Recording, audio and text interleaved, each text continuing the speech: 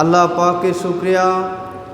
এর পাশাপাশি লাখো কোটি দরুদ ও সালাম ওই প্রিয় নবীজি সাল্লাল্লাহু আলাইহি ওয়াসাল্লামের দরবারে, যেই নবীজি সাল্লাল্লাহু তাআলা আলাইহি ওয়াসাল্লাম হলেন উম্মতের জন্য দেওয়ানা, উম্মতের জন্য পাগল। কেমন পাগল?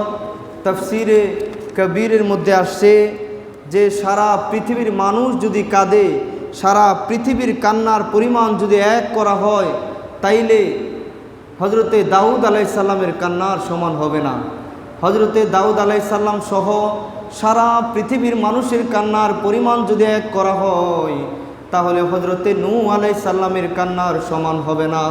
হজরতে নূহ আলাইহিস সালাম সহ গোটা পৃথিবীর মানুষের কান্নার পরিমাণ যদি এক করা হয়, তাহলে হজরতে আদম আলাইহিস সালামের কান্নার সমান হবে না।